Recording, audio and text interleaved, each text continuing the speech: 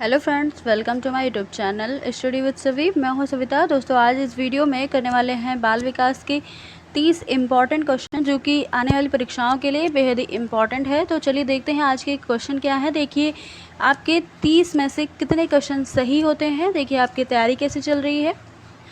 आज का जो पहला प्रश्न है वो है 20वीं शताब्दी में मनोविज्ञान को माना जाने लगा। ऑप्शन ए है आत्मा का विज्ञान, ऑप्शन बी है व्यवहार का विज्ञान, मन का विज्ञान, या फिर ऑप्शन डी चेतना का विज्ञान।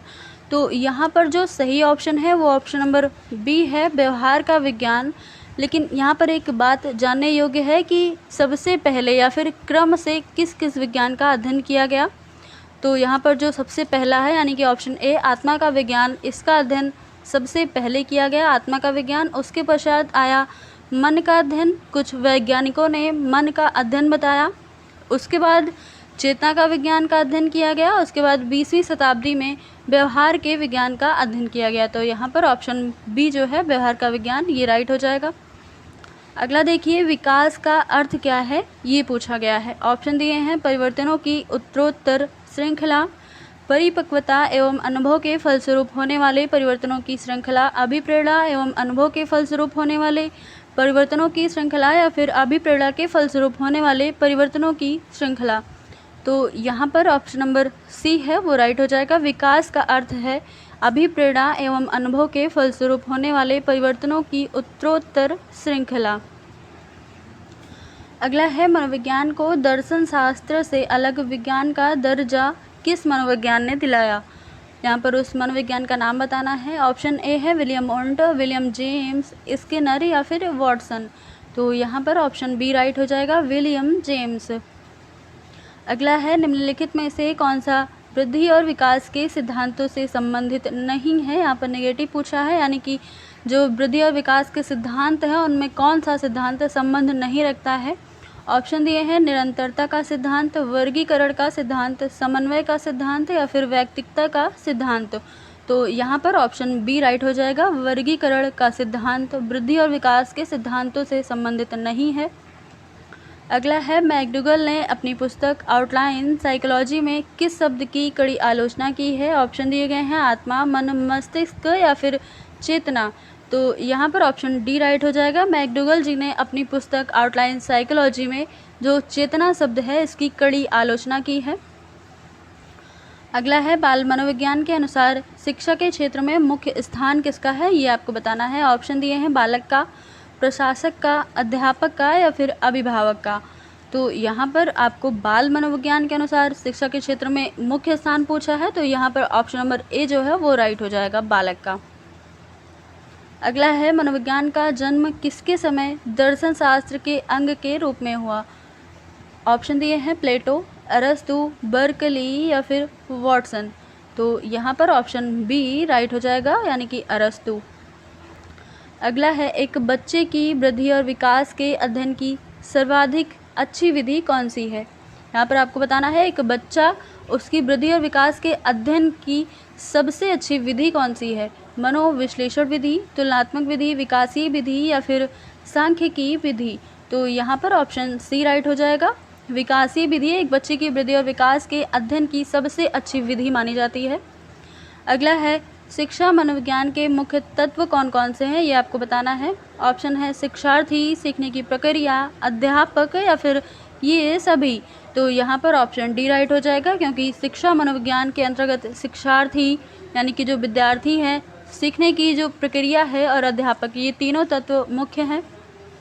अगला है व्यक्तिक विभिन्नता के मिलन के संबंध में एक अध्यापक की भूमिका क्या होनी चाहिए, ये आपको बताना है। ऑप्शन है व्यक्ति के दृष्टिकोण, अभिरुचि और योग्यता को जानने का प्रयास, व्यक्ति आधारित पाठ्यक्रमों को उनकी आवश्यकता के अनुसार जानने की कोशिश, या फिर ए और बी दोनों, या फिर उपर्युक्त में से कोई नहीं।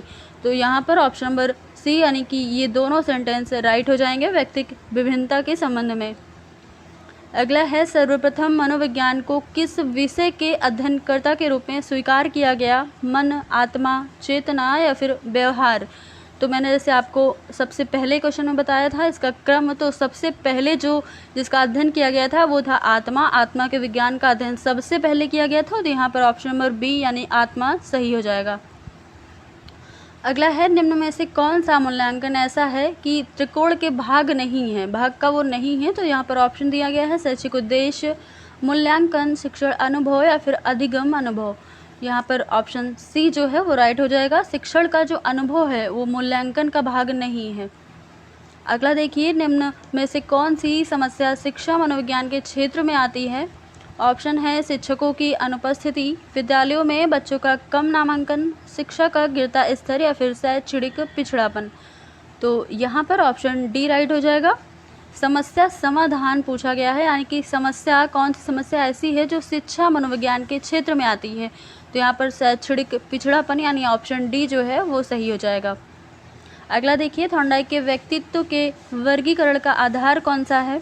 शारीरिक गठन और शकल सूरत या फिर रचनात्मक और मौलिकता, समायोजन और वृद्धि या फिर चिंतन और कल्पना। यहाँ पर ऑप्शन डी सही हो जाएगा। चिंतन और कल्पना थॉर्नडाइक के व्यक्तित्व के वर्गीकरण का आधार हैं। अगला देखिए, शिक्षा के प्रति मनोविज्ञान का सबसे महत्वपूर्ण योगदान निम्न में से कौन सा है। शिक्षा के महत्वपूर्ण लक्ष्यों का पता लगाना है या फिर व्यक्तिगत गुणों के आधार पर शिक्षार्थियों का विभाजन करना है, मानव व्यवहार का ज्ञान प्रदान करना है या फिर अध्यापक द्वारा उचित शिक्षण विधियों को अपनाने में सहायक होना है। यहाँ पर ऑप्शन नंबर डी जो है वो सही हो जाएगा। अध्यापक द्वारा उचित शिक्षण विधियों को अपनाने में सहायता करता है। अगला है, निम्न में से कौन अधिगमकर्ता को सबसे अधिक स्वतंत्रता देता है। संरचनावाद, क्रियाशीलतावाद, व्यवहारवाद या फिर सृजनशीलतावाद। यहाँ पर ऑप्शन नंबर डी राइट हो जाएगा। सृजनशीलतावाद अधिगमकर्ता को सबसे अधिक फ्रीडम देता है। अगला है, निम्न में से कौन से विचारक के अनुसार शिक्षा व्यक्ति की भीतरी शक्तियों को उभारने की प्रक्रिया है। फ्रॉबेल, पेस्टोलॉजी, थॉर्नडाइक या फिर प्लेटो। तो यहाँ पर ऑप्शन नंबर बी सही हो जाएगा। पेस्टोलॉजी के अनुसार ये कहा गया था कि शिक्षा व्यक्ति की भीतरी शक्तियों को उभारने की एक प्रक्रिया है। अगला है, जब शिशु अपनी आँख, कान व हाथ के संबंध में सोचते हैं तो ये निम्नलिखित में से कौन से स्तर में शामिल होते हैं। मूर्त संक्रियात्मक स्तर, पूर्व संक्रियात्मक स्तर, इंद्रिय जनित स्तर या फिर अमूर्त संक्रियात्मक स्तर।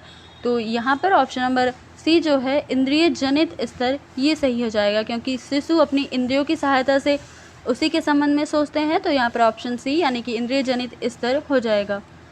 अगला देखिए, निम्न में से कौन सा कथन शिक्षा मनोविज्ञान के अर्थ को सबसे अधिक ढंग से प्रकट करता है। ऑप्शन ए है, यह व्यक्ति के मन के अध्ययन का विज्ञान है, यह व्यक्ति के अनुभव का विज्ञान है, इसका संबंध केवल व्यक्ति की सामाजिक प्रक्रियाओं से है, या फिर यह शिक्षा को मनोवैज्ञानिक आधार प्रदान करता है। यहाँ पर ऑप्शन नंबर डी जो है ये राइट हो जाएगा। शिक्षा मनोविज्ञान के अर्थ को सबसे अधिक ढंग से जो प्रकट करता है वो है कि यह शिक्षा को मनोवैज्ञानिक आधार प्रदान करता है। अगला है, निम्नलिखित सिद्धांतकारों में से किसका मत है कि बच्चे अपनी वृद्धि व विकास हेतु कठोर अध्ययन करते हैं। बंडूरा, मैस्लो, स्किनर या फिर पियाजे। तो यहाँ पर जो सही ऑप्शन हो जाएगा ऑप्शन नंबर बी हो जाएगा। मैस्लो के द्वारा ये कहा गया था कि बच्चे अपनी वृद्धि व विकास हेतु कठोर अध्ययन करते हैं। अगला है, शिक्षा की प्रक्रिया में प्रेरणा का महत्व है। इस बात को ध्यान में रखें, जो अध्यापक को निम्न में से कौन सा कार्य नहीं करना चाहिए। यहाँ पर नेगेटिव पूछा गया है। ऑप्शन दिए हैं, कार्य के लक्ष्य को स्पष्ट करना, शिक्षार्थी को सामाजिक कार्यों में भाग लेने के अवसर प्रदान करना, या फिर इनामों का प्रलोभन देकर बच्चों में प्रतिद्वंद्विता पैदा करना, या फिर बच्चों को अपने कार्य में सफल होने का अवसर प्रदान करना। तो यहाँ पर जो निगेटिव है वो हो जाएगा इनामों का प्रलोभन देकर बच्चों में प्रतिद्वंद्विता पैदा करना। तो ऑप्शन सी राइट हो जाएगा। अगला पूछा है, शैशवावस्था के लिए उत्तम शिक्षण विधि क्या है, आपको ये बताना है। ऑप्शन दिए हैं, मॉन्टेसरी विधि, खेल विधि, किंडरगार्टन विधि या फिर उपर्युक्त सभी। तो यहाँ पर जो ये तीनों विधियाँ हैं ये शैशवावस्था के लिए उत्तम विधि मानी जाती है। यहाँ पर ऑप्शन नंबर सी यानी कि उपर्युक्त सभी सही हो जाएगा। अगला देखिए, तुम मुझे कोई बालक दे दो और मैं उसे कुछ भी बना सकता हूँ, ये दावा किस मनोवैज्ञानिक ने किया था। ऑप्शन दिए हैं, मैकडूगल, कोहलर, वॉटसन या फिर पावलोव। तो यहाँ पर ऑप्शन सी जो है वॉटसन जी ने ये दावा किया था कि तुम मुझे कोई भी बालक दे दो और मैं उसे कुछ भी बना सकता हूँ। तो ऑप्शन नंबर सी यानी कि वॉटसन सही हो जाएगा। अगला देखिए, प्रगतिशील परिवारों में बच्चों में अपेक्षाकृत कौन सा प्रेरक अधिक प्रबल होता है? ऑप्शन ए है संबंधन, जिज्ञासा, आक्रामकता या फिर उपलब्धि। तो यहाँ पर ऑप्शन नंबर डी राइट हो जाएगा, उपलब्धि। अगला देखिए, निम्न में से कौन सा क्षेत्र मनोविज्ञान के अंतर्गत नहीं आता है? असामान्य मनोविज्ञान, औद्योगिक मनोविज्ञान, आर्थिक मनोविज्ञान या फिर खेल मनोविज्ञान। यहाँ पर ऑप्शन सी यानी कि आर्थिक मनोविज्ञान जो है वो मनोविज्ञान के अंतर्गत नहीं माना जाता है। अगला है, बाल विकास में किस पर बल है? प्रक्रिया पर बल है या फिर वातावरण और अनुभव की भूमिका पर बल है? गर्भावस्था से किशोरावस्था तक का अध्ययन होता है या फिर उपर्युक्त सभी? तो यहाँ पर बाल विकास के अंतर्गत जो अध्ययन होता है वो गर्भावस्था से लेकर के किशोरावस्था तक अध्ययन किया जाता है। यहाँ पर ऑप्शन नंबर सी राइट हो जाएगा। अगला देखिए, निम्न में से कौन मनोवैज्ञानिक नहीं है? John Dewey, Watson, C.H. हल या फिर स्किनर? तो यहाँ पर ऑप्शन ए है जॉन डेवी, ये राइट हो जाएगा। जॉन डेवी एक मनोवैज्ञानिक नहीं है। अगला है, एक औसत बुद्धि वाला बच्चा यदि भाषा को पढ़ने एवं समझने में कठिनाई प्रदर्शित करता है तो यह संकेत देता है कि बच्चा डैश का लक्षण प्रदर्शित कर रहा है। ऑप्शन ए है पठन अक्षमता, ऑप्शन बी है लेखन अक्षमता, गणितीय अक्षमता या फिर ऑप्शन डी गति समन्वय अक्षमता। यहाँ पर ऑप्शन ए यानी कि पठन अक्षमता, जिसको डिस्लेक्सिया बोलते हैं, वो पढ़ने और समझने में यदि बच्चा कठिनाई प्रदर्शित कर रहा है तो वहाँ पर डिस्लेक्सिया हो जाएगा। अगला है, निम्न में से शिक्षा मनोविज्ञान किसमें उपयोगी नहीं है? बालकों की मानसिक अस्वस्थता का पता लगाने में, शिक्षण विधियों के चयन करने में या फिर छात्रों को अभिप्रेरित करने में या फिर पशुओं के प्रयोग में। यहाँ पर ऑप्शन डी राइट हो जाएगा। पशुओं के प्रयोगों में शिक्षा मनोविज्ञान उपयोगी नहीं माना जाता है। अगला देखिए, जो कि आज का लास्ट क्वेश्चन है, सामूहिक अचेतन का संप्रत्यय डैश द्वारा दिया गया था। यहाँ पर क्या होगा? पावलाव, स्किनर, फ्रॉयड या फिर युंग? तो यहाँ पर ऑप्शन नंबर डी यानी कि युंग सही हो जाएगा। युंग सामूहिक अचेतन का जो संप्रत्यय था वो युंग के द्वारा दिया गया था। तो गाइज़, आज के क्वेश्चन बस इतने ही। अगर आपको वीडियो अच्छा लगा हो तो लाइक, शेयर एंड सब्सक्राइब करिएगा और साथ ही बेल आइकन को भी प्रेस करिएगा जिससे आने वाली वीडियो का नोटिफिकेशन सबसे पहले मिल सके। तो थैंक यू।